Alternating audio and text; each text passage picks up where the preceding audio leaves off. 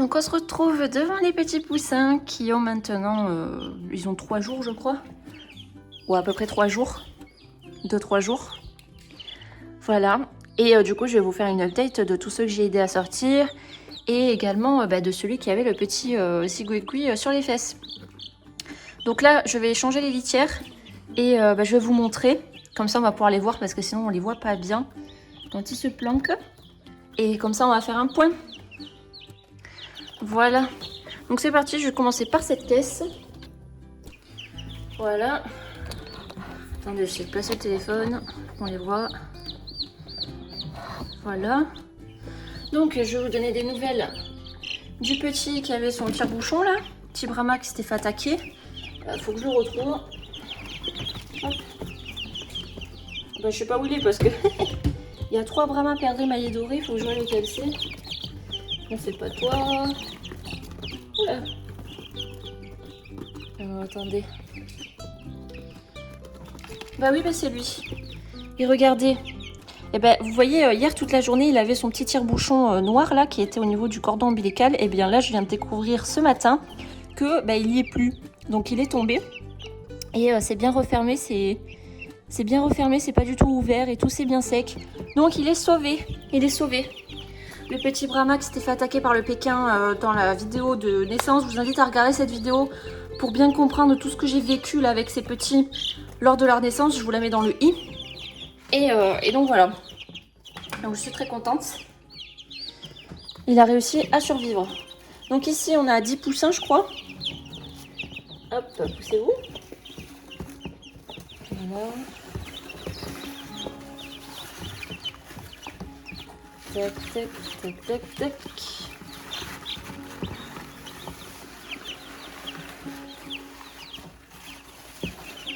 Voilà. Donc on a 10 poussins, on a, j'en profite pour voir le compte avec vous parce que j'ai pas refait le compte depuis la naissance. Donc ici on a 2 Oliveger, c'est les F2 je crois, c'est les noirs. Il y a 3 Brahma perdrix maillets dorés. Ah super le caca, quand sur la litière toute propre. Et lui aussi là, ah super. Donc il y a 2 Brahma fauve herminé, c'est les jaunes. Les Brahma perdrix maillets dorés, c'est comme celui-là. Et il y a 3 Orpington fauve alisorés noirs. Voilà, donc ils sont 10 dans cette caisse-là. Bon, je vais essayer de ramasser les cacas. Attendez, oui. J'essaie de ramasser les cacas qui viennent de le faire là, parce qu'attendez, la litière est toute propre. Moi, je la rechangerai que demain après. Voilà, donc j'enlève leur petit caca. Mais je pense que c'est les cacas de stress là. Hein. Ils n'aiment pas du tout quand je change la litière. Et en plus, là, j'ai encore plus les embêter. Puisque... Bon, et laissez-moi parler, s'il vous plaît. Voilà, c'est ceux d'à côté qui crient en plus. Et parce que je vais vous montrer les cucus. Bon, ils font que caca là. Calmez-vous, tout va bien, tout va bien. Voilà, je regarde les cucus et après, je remets la plaque chauffante. Donc, je vais montrer avec vous. Hop, en fait, je vérifie que le cucu soit libre et qu'il n'y ait pas de caca collé. Voilà, parce que j'ai eu le cas, hein. J'ai eu le cas, notamment sur ceux que j'ai aidé à sortir de l'œuf et qui du coup après étaient tout secs. En fait, ce qu'ils avaient, c'est que ils avaient le duvet qui s'était collé sur le cloaque et ça avait vraiment fait une espèce de croûte. Attendez, je regarde vite fait. Je vous montre juste comment. Je vous ai juste montré comment je faisais. Hop, hop. Ah, c'était lui qui avait le cucu sale. Donc en fait, il avait son duvet avait fait une croûte sur le cloaque. Mais là, on voit, je sais pas si vous verrez à l'image, mais moi je vois bien que son cloaque est libre. Il a un peu de caca collé dessous, mais c'est pas grave. Voilà, et toi du coup, celui qui, ça va bien. Et eux là, voilà, ça va, et tout va bien. Allez hop, je referme. Hop, poussez-vous.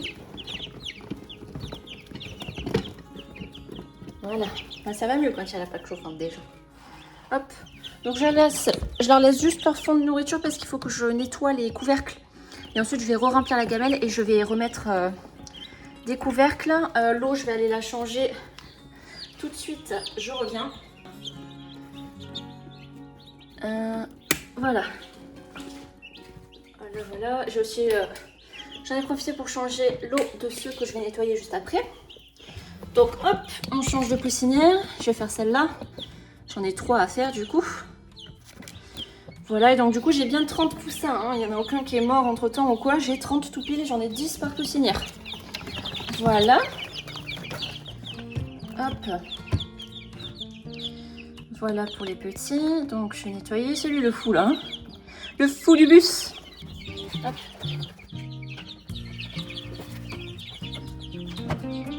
Voilà, ça poubelle.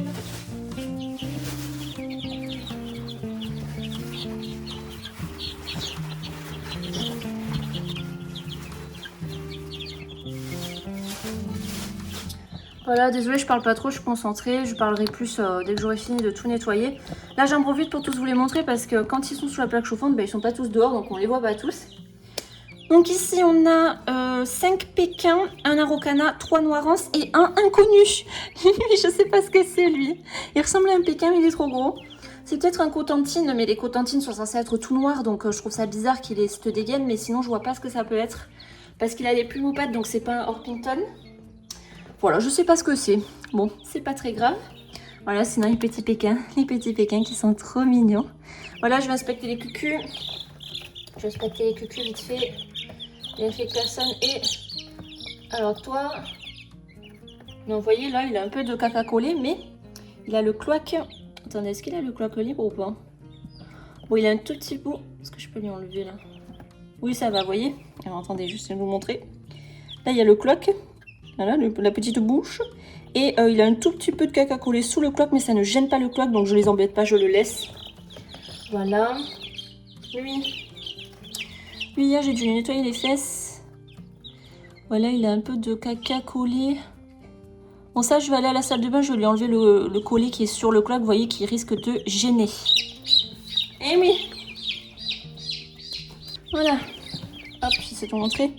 Donc avec un coton-tige mouillé, j'ai bien du coup découvert le cloaque pour qu'il soit bien libre pour pouvoir faire caca comme il faut. Donc coton-tige mouillé, je racle en fait le caca collé et avec un coton-tige sec, je l'enlève. Voilà. Ensuite les cuculisotes là. Voilà. C'est bon.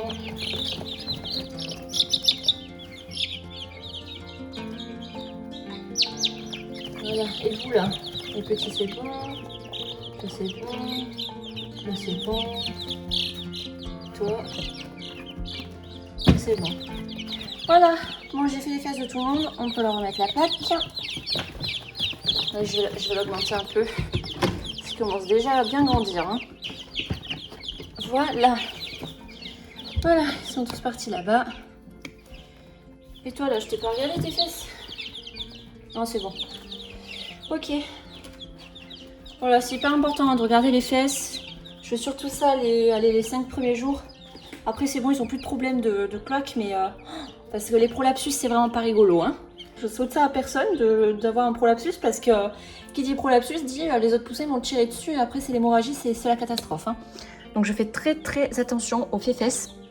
J'ai dû en nettoyer pas mal, hein. J'ai dû nettoyer pas mal de fesses. Surtout comme je vous ai dit, ceux qui étaient un petit peu chétifs et qui sont nés après les autres. Et que j'ai dû aider à sortir la coquille. Ils étaient...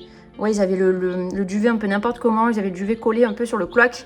Et donc ça, quand j'ai nettoyé, donc à la sortie de l'incubateur, quand je leur ai nettoyé les fesses, après ils ont fait des énormes caca quoi. Ils retenaient en fait parce qu'ils n'arrivaient pas à sortir le caca à cause du duvet qui s'était collé sur le cloaque. Donc c'est hyper important de vérifier les cloaques. Hein. C'est vraiment la base chez des petits poussins jeunes comme ça. Donc c'est pour ça que là, ils sont mignons. Hein. Mais moi là, c'est une période assez stressante. Je n'aime pas trop ce stade d'âge là. Je préfère quand ils sont plus grands. Je préfère quand ils ont cet âge là. Hein. Avec eux, là, je m'éclate à aller les voir, interagir avec eux et tout. Ils sont autonomes. Donc j'ai hâte qu'ils grandissent. Voilà. Donc c'est parti pour la dernière boîte. Hop. Voilà. On va voir comme ça. Alors ici, il y en a un qui boite. Je vous le montrerai. Je vous le montre, je pense que vous allez le voir. Hein. Voilà.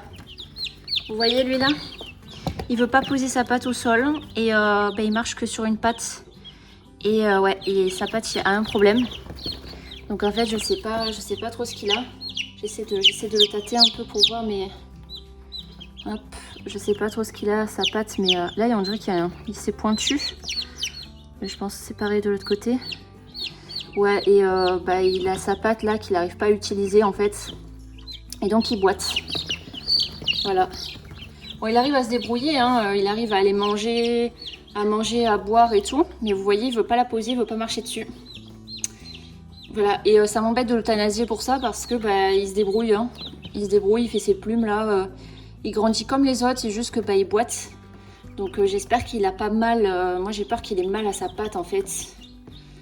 Voilà, c'est vraiment ce qui m'inquiète. J'ai pas envie qu'il souffre pour rien. Mais c'est vraiment un battant, hein. Il se débrouille, il fait vraiment sa vie comme les autres. Hein. Et du coup j'ai pas envie de l'euthanasier. S'il était prostré dans un coin, qu'il avait plus envie de vivre, là je l'euthanasierais direct. Hein. Je laisserai pas souffrir, mais là c'est vrai que il vit comme les autres. Il fait sa vie comme les autres. Du coup il marche sur un pied en fait. Voilà, donc il faudra que je réfléchisse à comment je peux l'aider. Du coup il passe souvent son temps allongé. Bon. Oula, il y a la plaque chauffante qui se fait la gueule. Voilà. Donc je sais pas trop quoi faire pour lui. Voilà, donc je vais nettoyer. Donc sinon ici on a 2 Brahmas je crois, fauve herminé. Oui, on a un Orpington fauve, je crois. On a un Orpington fauve à liseré noir aussi. On a 3 Marances et 2 Cotentines. Mais du coup, c'est là que sont les Cotentines. Mais du coup, l'autre, je sais pas ce que c'est. Bon, il y a un poussin inconnu dans mes boîtes. Hein. On verra ce qu'il va ressembler plus tard. Et les Marances et les Cotentines, j'arrive pas à les différencier. Je sais juste qu'il y a un Marance gris. Les noirs, je sais pas qui est qui en fait.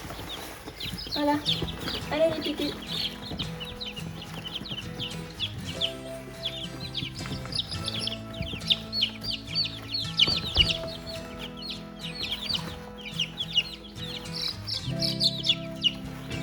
Allez, sortez.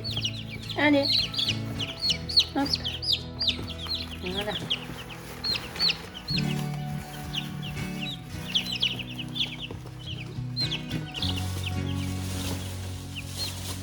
Donc pareil, je regarde les cucus.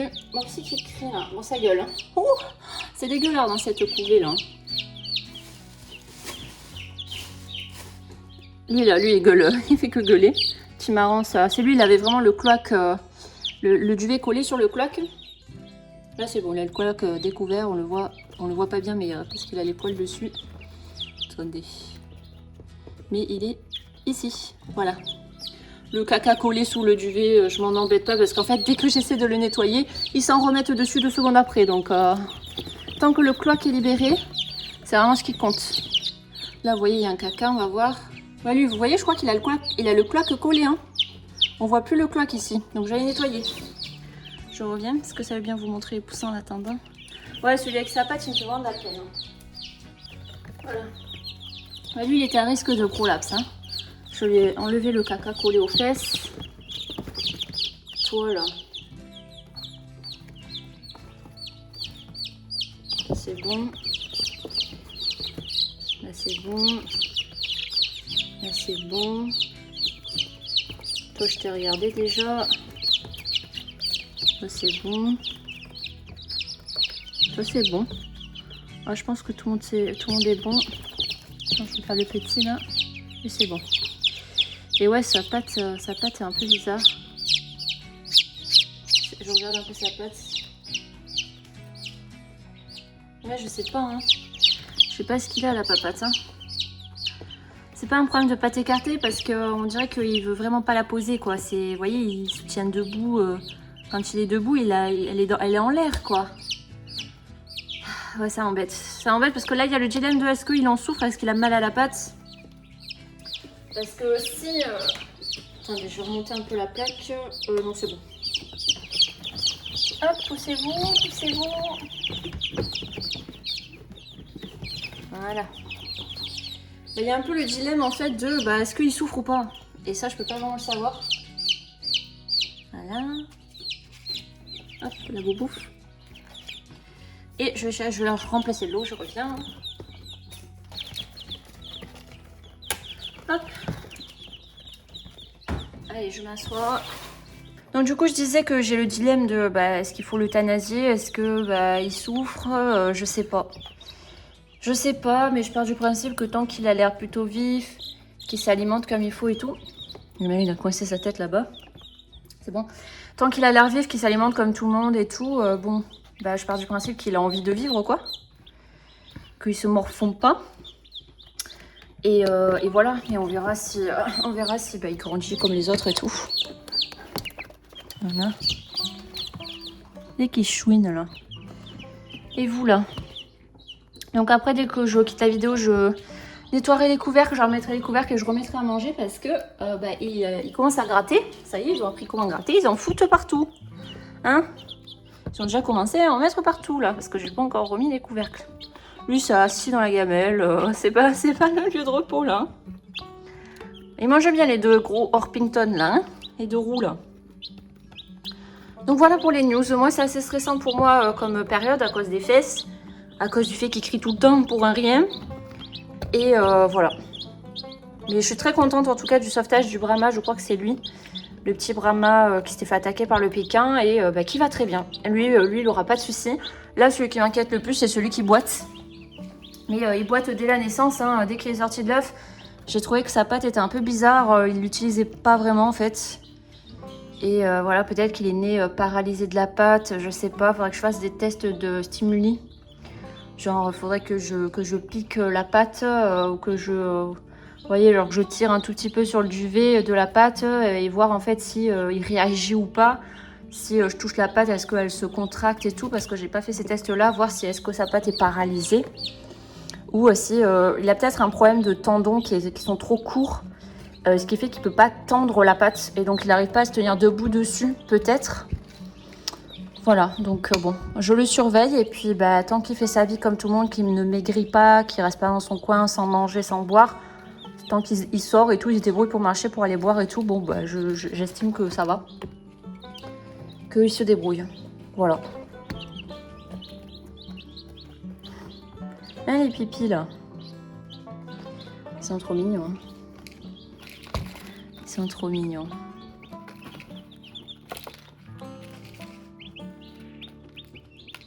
Et ils commencent déjà à faire leurs petites plumes. Ça va très vite. Si on voit là, les petites plumes arrivent déjà. Et lui, regardez là. Plumes blanches. Pourquoi il y a des plumes blanches alors que c'est censé être un marance? Je crois. Marance ou cotentine, de toute façon, ils sont tout noirs. Hein, donc, je sais pas d'où elle sort ces plumes blanches là. Et voilà. Oui, mais attendez, même au niveau de la queue. Non, la queue, c'est encore du duvet quand même. Faut pas abuser. Et le petit chocolat, je l'aime trop. Hein, c'est un de mes préférés. Hein. Il est trop mignon.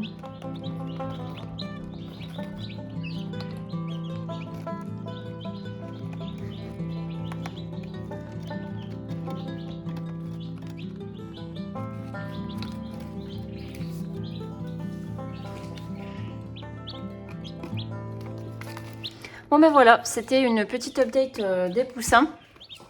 Et surtout pour que je vous dise qui a survécu et comment va tout le monde. Donc tous ceux que j'ai aidé à sortir de l'œuf, et j'en ai beaucoup aidé, ils vont tous super bien. Hein. Et je pense que j'aurais pas eu 30 poussins si j'avais pas mis les mains dans le cambouis là pour aller sortir tous les poussins de leurs œufs et tout, de leurs coquilles. J'aurais pas eu autant de poussins, hein, clairement. Et il y en a que un qui boite, tous les autres vont super bien. Je n'ai pas de tare ou de problème quelconque. Voilà, et celui qui a la patte bizarre, il est sorti tout seul de son œuf, il me semble, je pense pas l'avoir aidé. Donc voilà, donc sauvetage très réussi et je suis super contente pour le petit Brahma qui avait son saucisson là. Son saucisson est tombé apparemment, alors peut-être qu'il y en a un qui a essayé de lui tirer. Dans tous les cas, avec que c'était sec et que c'était plus irrigué, bah ça a rien fait. Et attendez, regardez, il y a le petit gris sur son truc là. Ah non, il est trop drôle. Qu'est-ce que tu fais là? Est-ce qu'il va chanter? Non. Bon, les cailles, elles arrêtent pas de chanter là. Les nouveaux cailletons arrêtent pas de chanter, donc je vais devoir me dépêcher pour faire d'abattage si je veux pas trop gêner les voisins. Et voilà. Donc ça sera pour d'autres vidéos. Bah, je ferai pas de vidéo d'abattage, hein, mais je vous ferai un compte rendu de quelles sont les cailles que j'ai gardées. Et parce que je vais bientôt commencer à intégrer, ça y est, les cailletons que j'ai sélectionnés. Je vais commencer à les intégrer dans les parcs des adultes pour voir comment ça se passe. Et changer en fonction des profils. Par exemple, il y a plusieurs mâles qui m'intéressent. Je vais en mettre certains dans les parcs de repro. Si je vois qu'ils commencent à attaquer les femelles, à être très, très agressifs et tout, bon, ben casserole. Hein. Ça me permettra de faire un choix. Parce que, outre le choix visuel et de poids, le caractère joue beaucoup. Et sauf que pour voir le caractère, il faut le mettre en situation et le mettre avec des femelles et le mettre dans le parc final, en fait. Donc, je vais commencer à le faire. Je ferai ça la semaine pro parce que là, jusqu'à lundi, là pour moi, on est samedi. Et jusqu'à lundi, j'amasse des œufs fécondés de mes anciens reproducteurs pour refaire une incubation Kaito de mes anciens reproducteurs. Et ensuite, je vais passer certains reproducteurs à la casserole. Et donc, du coup, ils seront plus là pour faire des œufs. Donc, du coup, je fais la dernière incubation. Et voilà. Et du coup, il faudra que j'enlève les mâles que je compte passer à la casserole, les mâles reproducteurs adultes, pour ajouter les nouveaux mâles, pour pas qu'il y ait trop de mâles et que les nouveaux mâles se fassent défoncer. Voilà, donc j'ai beaucoup de travail. Et voilà, et pour les poussins, ben, je suis très contente. Ils grandissent tranquilles tout seuls. Dans une semaine, dans moins d'une semaine, je vais commencer à les passer dehors la journée s'il fait beau pour qu'ils découvrent, qu'ils promènent dans l'herbe. Voilà, mais j'attends que leur système digestif se renforce. Donc j'attends une semaine en général et je les mets dans une zone d'herbe que j'essaie qu'il soit la plus propre possible. Donc où il n'y a pas eu de fiente, de cailles ou de poules. Pour que ça soit propre, pour pas qu'ils se contaminent avec des bactéries et tout. Hein. Voilà. Voilà. Oui, et du coup, je sais plus ce que je disais, mais le petit qui avait son saucisson là, je l'ai mis hier en poussinière, du coup hier matin, et j'avoue que j'ai un peu stressé hein, quand je l'ai mis dans la poussinière. Bon, son zigouigoui là, il était tout sec, tout noir, mais j'avais peur qu'il se fasse tirer dessus et tout. Et dès que je l'ai mis, il y a un gros Orpington là qui est assez curieux, qui a regardé, qui a essayé de becter un peu son espèce de cordon ombilical là, et il a becté, il a fait un petit coup de bec et puis après il est parti en fait. Ça l'intéressait pas, c'était tout sec, on aurait dit une petite crotte, ça l'a pas intéressé hein. Donc c'est là où je me suis dit ok c'est bon, je peux le laisser. Dès que je l'ai mis, j'ai vraiment observé hein. Je me suis dit là j'attends de voir la réaction des autres face à son petit cordon là. Et toute la journée lui il va chier là dans la gamelle. Voilà, super, merci hein, merci. Oh, je suis épuisée.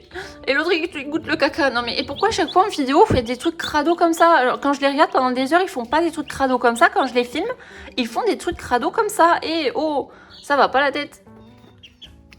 Ah, il y a un coq qui a essayé de chanter. Bon, je suis épuisée. Donc je disais, donc je l'observais beaucoup. Et je stressais et heureusement ça s'est bien passé. Donc il y en a plusieurs qui ont essayé de goûter son truc. Ça leur a pas inspiré plus que ça. Ils ont essayé de goûter un peu puis après ils sont partis. Ils ont pas tiré dessus et tout donc ça va. Et là ce matin on vient de découvrir ensemble que son petit tire-bouchon là est tombé. Alors peut-être qu'il y en a un qui lui a tiré dessus et que donc du coup il l'a arraché, j'en sais rien. Mais le fait est qu'il y avait pas de sang sur les alaises. Au moins les alaises c'est pratique hein. S'il y a la moindre goutte de sang on la voit hein. Il n'y avait pas de sang sur la laisse donc ça n'a pas saigné si jamais il se les fait tirer. Et son cordon, enfin son nombril est bien fermé, bien sec. Donc il est sauvé. Donc tout ce que j'ai fait, à partir du moment où j'ai vu le petit Pékin tirer sur le Brahma là, tirer sur le cordon du Brahma, j'ai ouvert l'incubateur, j'ai fait sécher toutes les membranes. Ça n'a pas servi à rien puisque j'ai sauvé le petit Brahma. Donc ça c'est vraiment trop chouette. Voilà. Bon bah du coup je vais vous laisser là et puis bah je vous referai d'autres vidéos bien sûr sur eux et puis sur tous les autres, sur les poulets ici, les poules et coqs là-bas, sur tout le monde quoi. Les kai et les kaito. Il y a du monde, il y a du boulot et voilà je vous filmerai tout et ça continue. Tout simplement.